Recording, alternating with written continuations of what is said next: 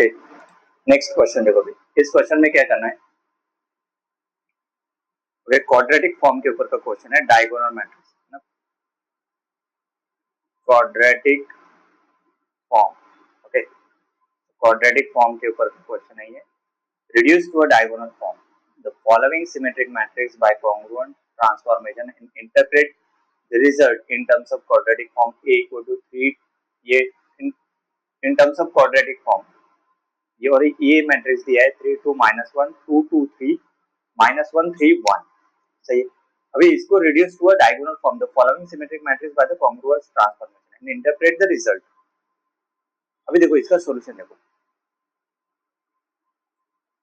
congruent transformation to the diagonal form, to reduce the symmetric matrix A to a diagonal form by congruent transformation we perform a sequence of elementary row operation and the corresponding elementary column operation. The goal is to find the invertible matrix P such that diagonal D is a diagonal, D is a diagonal matrix, तो D equal to क्या रहेगा, P transpose A P। तो देखो, the process is as follows, we start with capital A and identity matrix I है ना। This A is a symmetric matrix, symmetric matrix किसको बोलते हैं, A transpose equal to A, this is a symmetric matrix, ये से clear होता है, this is symmetric matrix. देखो यहाँ पे 2 यहाँ पे 2 -1 इधर, यहाँ पे 3 3, अगर इसका ट्रांसपोज भी अगर लिया तो खुद मैट्रिक्स वही आता है, that is a symmetric matrix. We start with A and identity matrix I, we apply the same sequence of row operation to A and corresponding column operation to A. The accumulated column operation applied to initial identity matrix will form P। जैसे कि given देखो, let A equal to given matrix है, we start with this is augmented matrix, okay, AI। So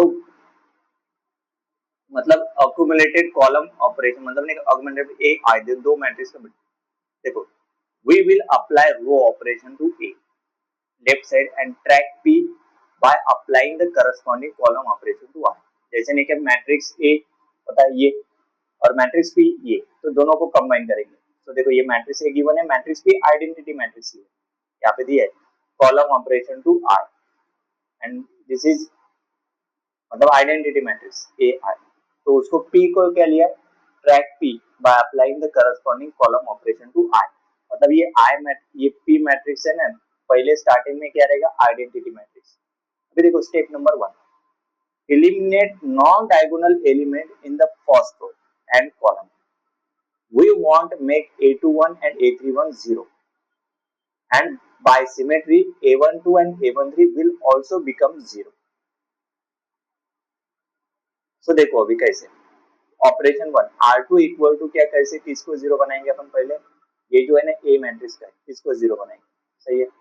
तो देखो matrix A मतलब नहीं कि ये जो 2 पोजीशन है इसको 0 करेंगे, तो ऑपरेशन क्या लगाएंगे, R2 tends to R2 minus 2/3 R1, मतलब R2 equal to R2 minus 2/3 R1, R2 की वैल्यू क्या है 2 माइनस 2/3 इंटू 3, 3 कैंसिल, तो 2 minus 2 क्या हो जाएगा 0।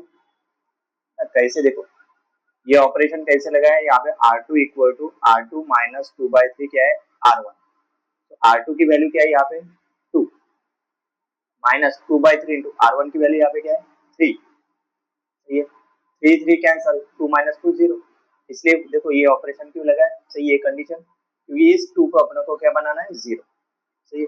देखो यहाँ पे देखो ऑपरेशन लगा दिया, यहाँ पे देखो 2 minus 2/3 2, यहाँ पे 2 है, 2 minus 2/3 -1, क्योंकि यहाँ पे -1 है, तो देखो 0 2/3 11/3, ये R3 रो 3 वैसे के वैसे और रो 1 भी वैसे के वैसे। Then apply corresponding column operation लगाएंगे। अभी कॉलम ऑपरेशन के लिए यहाँ पे क्या है, इसको 0 करेंगे ना, इसको 0 करने के लिए column operation same condition, column operation कैसे लगाएंगे, देखो क्या है वो C2 equal to C2 minus 2/3 C1, सही है। C2 की वैल्यू यहाँ पे क्या है 2 है, माइनस 2/3 C1 यहाँ पे क्या है 3, सही है, तो 3 कैंसिल, 2 minus 2 0, सही है, ये 0 आ गया। उसी हिसाब से मतलब ये पोजीशन भी चेंज हो जाएगी, ये 2/3 यहाँ पे 0 है तो वो 2/3 रहेगा, और ये 3 यहाँ पे -1 है, मतलब ये 3 पुट करो यहाँ पे 3 माइनस 2/3 इंटू C1 क्या है -1, माइनस माइनस हो गया प्लस, मतलब 3 + 2/3 और 3 + 2/3 मतलब देखो कैसे ये जो है ना 11/3 कैसे लाया देखो, 11/3 कैसे लाया देखो, यहाँ पे क्या पोजीशन वो कौन सा है, C2 equal to C2 minus 2/3 C1 है, तो C2 की वैल्यू क्या है 3 माइनस 2/3 इंटू C1 की वैल्यू क्या है यहाँ पे -1, वो क्या गया 3 प्लस 2/3 और 3 प्लस 2/3 होता है 11/3, ये 11/3 आएगा। अभी ये 1 वैसे की वैसे रहेगा। नेक्स्ट अभी करेंगे अपन अप्लाई, देखो अप्लाई C2, अभी ये जो A को जो अप्लाई किया अप्लाई C2, अभी देखो ये जो ऑपरेशन है ये सेकंड मतलब नहीं कि इसके लिए पॉसिबल नहीं क्योंकि यहाँ पे ऑलरेडी जीरो है ना, तो अप्लाई जो करेंगे अभी C2 मतलब ये इसको मतलब जीरो करने के लिए लगाएंगे तो वही आएगी मतलब 2/3 R2 equal to R2 minus 2/3 R1। देखो अप्लाई नहीं ओनली कॉलम के लिए, कॉलम अभी देखो ये जीरो, ये C2 tends to C2 minus 2/3 C1 to P apply column, मतलब यहाँ पे लिखा है ना किधर, यस ये देखो सिर्फ P के लिए नहीं कि क्या P by applying corresponding column operation to R, applying क्या है corresponding column operation, row operation, okay तो रो ऑपरेशन के हिसाब से नहीं है, ओनली कॉलम ऑपरेशन P। देखो ये जो कॉलम ऑपरेशन है C2 tends to C2 minus 2/3 C1 to P, तो देखो ये सेकंड जो पोजीशन है वो क्या आ जाएगा -2/3 क्योंकि ये ऑपरेशन के हिसाब से बाकी सेम रहेगा, सिर्फ ये जो है ये चेंज हो गया ना, 1 माइनस 2/3 ये तो जीरो ही है तो वो चेंज नहीं होगा, सिर्फ यहाँ पे क्या है जैसे 0 माइनस 2/3 इंटू 1 है ना, कैसे निकाला क्लियर है ना, क्योंकि P मैट्रिक्स क्या है, P मैट्रिक्स है 1 0 0 0 1 0 0 0 1, तो कॉलम ऑपरेशन लगा रहे ना अपन C2 माइनस 2/3 C1, तो देखो ये एलिमेंट क्या बन जाएगा फिर, ये पोजीशन है ना इस पोजीशन बदल जाएगी, तो रो क्योंकि कॉलम तो बदल है ना अपन, बाकी इधर जीरो है तो ये देखो 0 माइनस 2/3 इंटू 1, देखो ये कॉलम तो यहाँ पे 1 माइनस 2/3 इंटू 0 2/3 जीरो वही रहेगा, सिर्फ बचे कौन सा एलिमेंट चेंज होगा, सिर्फ यही चेंज होगा कौन सा, ये -2/3 बाकी सेम है।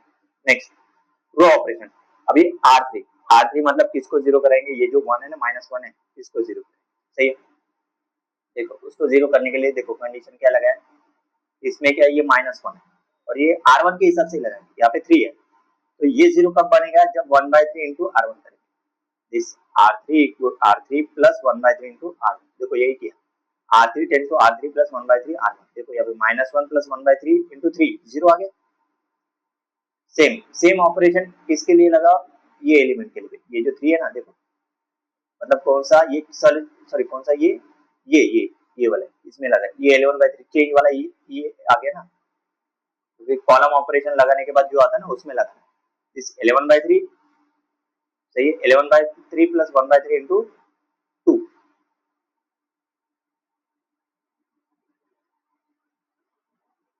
देन 1 प्लस ये 2 नहीं चाहिए, ये जीरो चाहिए क्योंकि यहाँ पे जीरो है, ये जीरो है, ये 2 नहीं चाहिए, यहाँ पे क्या चाहिए जीरो चाहिए, सही है 1/3 into zero. Next this operation 1 plus 1/3 into यहाँ पे क्या है -1, देखो ये -1, यहाँ पे जीरो चाहिए 2 नहीं चाहिए, जीरो, ओके फिर ये first row same, second row same, फिर थर्ड रो देखो ये क्या आ जाएगा जीरो, ये 11/3 आएगा क्योंकि यहाँ पे जीरो चाहिए, सही है, और ये आ जाएगा 2/3, 1 माइनस 1/3 हो जाएगा, 1 माइनस 1/3 कितना होता है 2/3, अप्लाई करस्पॉन्ड, अभी कॉलम ऑपरेशन है इसको जीरो किया, अभी कॉलम ऑपरेशन में किसको जीरो करेंगे, अभी ये जो है ना ये -1 इसको जीरो करेंगे, तो देखो ऑपरेशन क्या रहेगा C3 into C3 plus 1/3 C1, क्योंकि यहाँ पे ये जीरो करना है ना, तो जीरो तभी होगा ना जो ऑपरेशन लगा है, जो क्या है C3 प्लस 1/3 C1, किसको जीरो करे इसको जीरो करे ना, देखो -1 है C3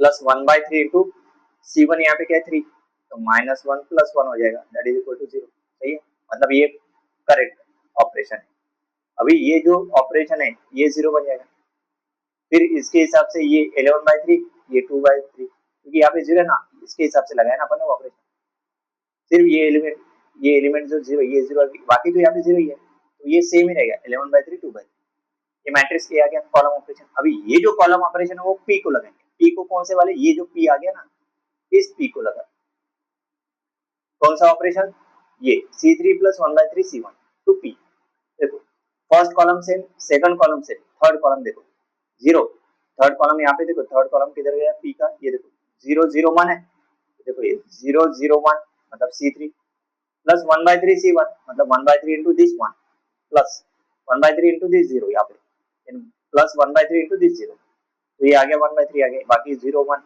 सेम रहेगा क्योंकि ये जीरो है.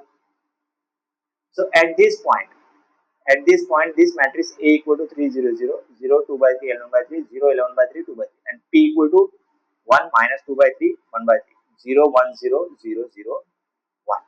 देखो अभी नेक्स्ट स्टेप नंबर 2 देखो, eliminate non-diagonal element in the second row and column. कौन से non diagonal element, eliminate non-diagonal element in the second row and column. तो देखो we want to make A320, A32 मतलब ये पोजीशन, ये जो position है ना 11/3, ये A32 पोजीशन मतलब रो 3 कॉलम 2 ना, A32 मतलब रो 3 कॉलम 2 और A23 मतलब ये दोनों क्या बनाना है जीरो. तो देखो we want to make A320 and A23 will also become zero. तो देखो इसको जीरो करने के लिए कौन सा ऑपरेशन लगाएंगे, रो ऑपरेशन. तो रो ऑपरेशन क्या है देखो, R3 tends to R3 minus 11/3 upon 2/3 R2 that is equal to R3 minus 11/2 R2.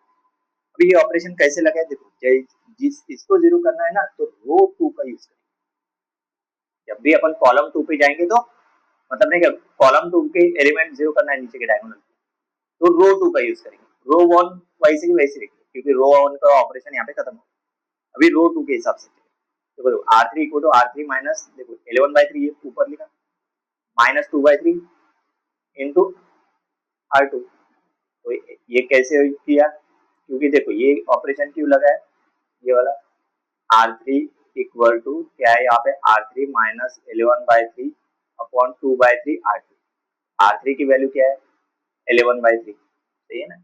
इस मैट्रिक्स में देखो देखो ये 11/3 ए माइनस 11/3 अपॉन 2/3 R2 क्या है यहाँ पे 2/3, 2/3 कैंसिल और 11/3 माइनस 11/3 जीरो. तो ये कैसे लगा, जीरो आना चाहिए मतलब इसको अगर सॉल्व किया इन जनरल तो इसका क्या होता है 11/2 8. यही से क्लियर हो गया ये ऑपरेशन लगा. अभी ये ये इसको जीरो करना है इस कंडीशन के हिसाब से वो ऑपरेशन बनाया है. कौन सा ये, अभी यही ऑपरेशन इसके लिए भी करो 2/3 के लिए. तो देखो यहाँ पे किया देखो 0 माइनस 11/2 जीरो, ये तो जीरो ही हो गया. नेक्स्ट 11/3 माइनस 11/2 इंटू 2/3 जीरो हो गया. देन 2/3 क्योंकि यहाँ पे कॉलम 2 के मतलब रो 2/3 है ना, माइनस 11/2 इंटू दिस रो 2 11/3. सही, इसको अगर सॉल्व किया तो 2/3 माइनस 121/6. अगेन इसको सॉल्व करते गए तो ये इसका 4 माइनस 121/6, बाकी एलिमेंट वैसे के वैसे रहेंगे. देन अगेन उसको सॉल्व किया तो ये था माइनस 117/6, बाकी रो 1 रो 2 सेम ही नहीं. ये 0 0 माइनस 117/6. क्लियर है कैसे है. अभी देखो अभी अप्लाई करस्पॉन्डिंग कॉलम, जैसे नहीं क्या इसमें नहीं कि ये इसको जीरो किया, अभी इसको भी तो जीरो करना है ना कॉलम के हिसाब से. तो देखो कॉलम ऑपरेशन देखो C3 tends to C3 minus वही क्योंकि सेम है सिमेट्रिक मैट्रिक्स है ना, तो 11/2 C2. तो देखो ये जीरो ऑटोमेटिकली जीरो हो गया, बाकी एलिमेंट यहाँ पे जीरो है यहाँ पे जीरो है तो चेंज तो नहीं आएगा, वो वही रहेगा माइनस 117/6. कौन सा ये डायरेक्टली यहाँ पे जीरो लिख देंगे. अभी ये जो ऑपरेशन है कॉलम ऑपरेशन वो पी को लगा, कौन सा पी, ये जो पी निकाला ना ये पी को लगा दो. कॉलम ऑपरेशन मतलब ये कॉलम 3 कौन सा ऑपरेशन है C3 माइनस 11/2 C2.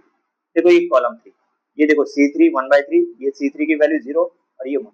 ये देखो पी मैट्रिक्स में देखो 1/3 0 1.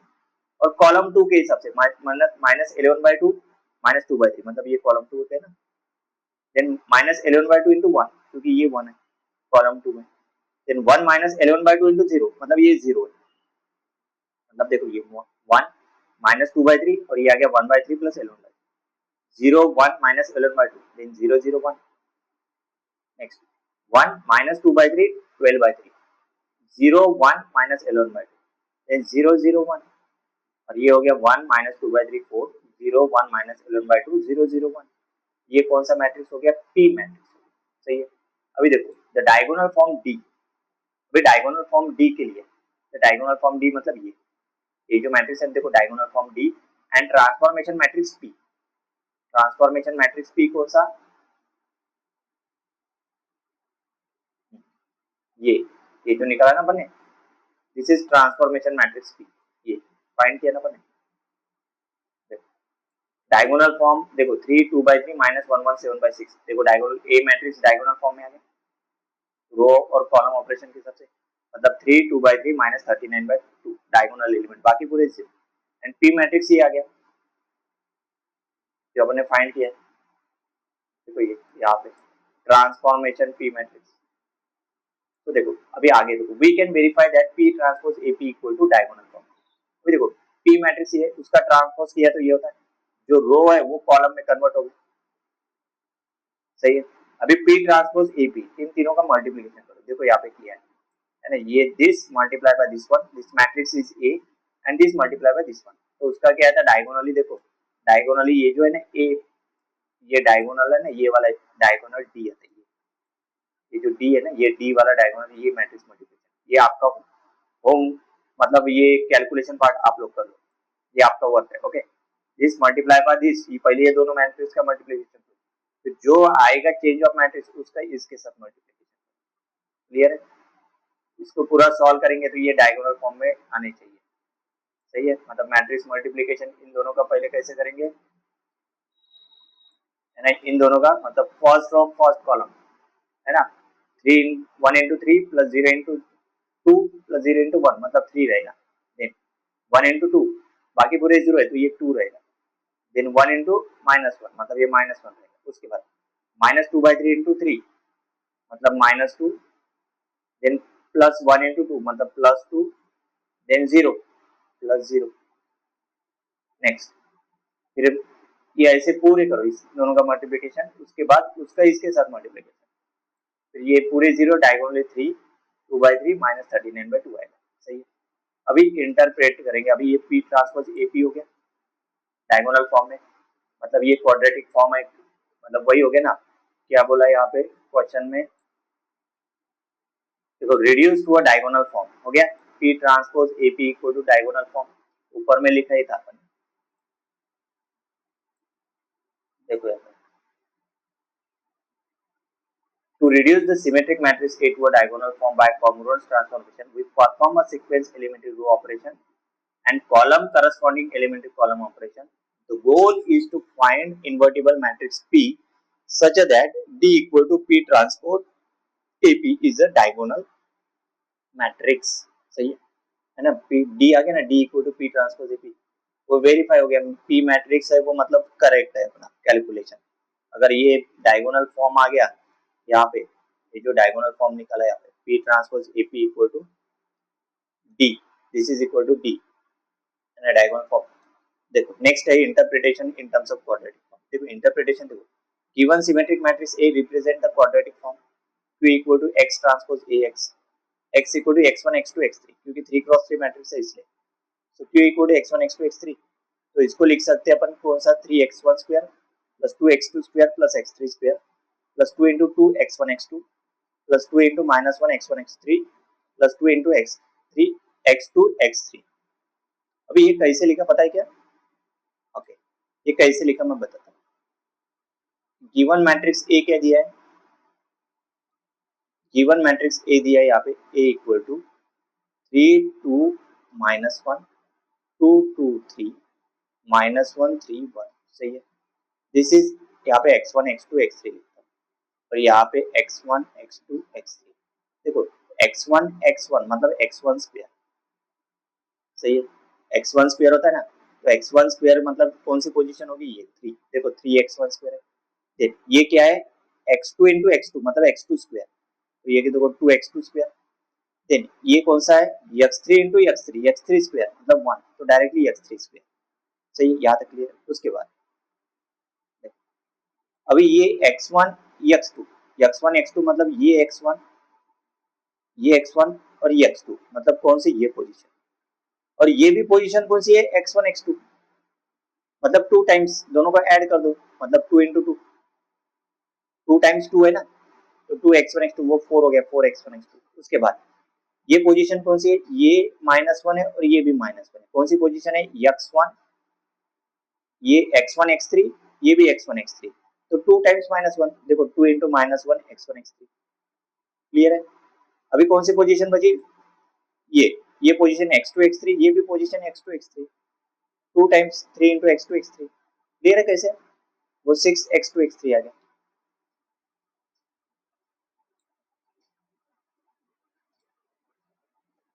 सही है?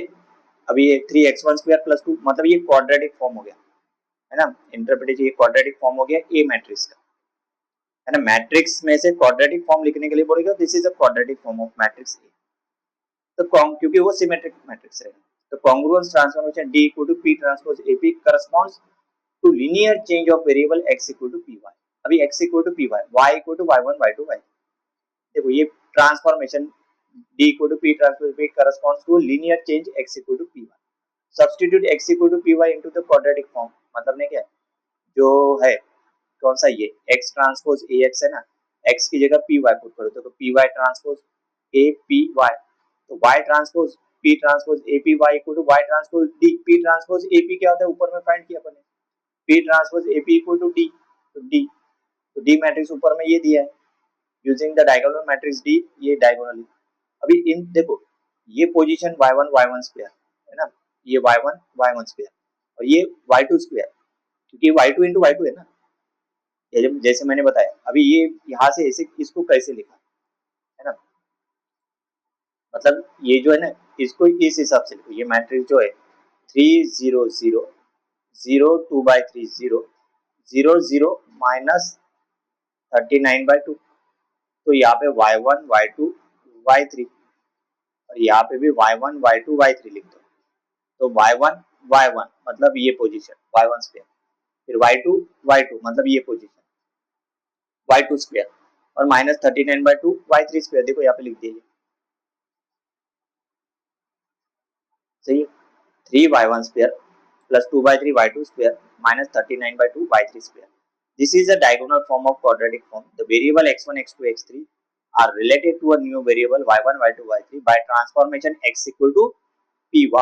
मतलब ये x1 x2 x3 matrix p y1 y2 y3, अगर मतलब यहाँ पे x1 इक्वल टू क्या आ जाएगा, y1 -2/3 y2 plus 4 y3, x2 equal to y2 -11/2 y3 और x3 इक्वल टू क्या आ जाएगा y। ये कैसे निकाले, तो x1 equal to 1 into y1 -2/3 into y2 plus 4 y।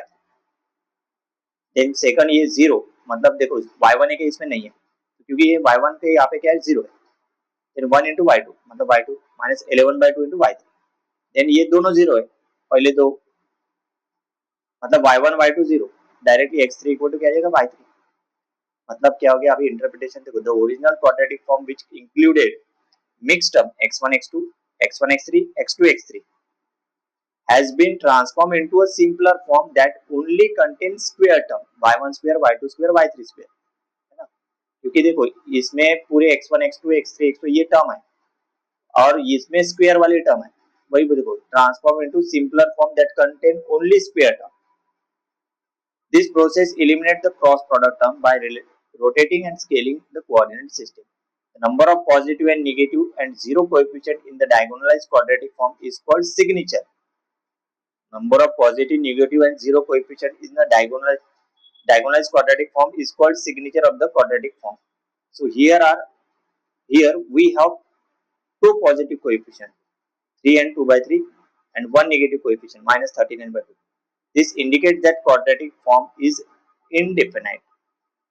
This quadratic form is indefinite. Clear? This is the interpretation.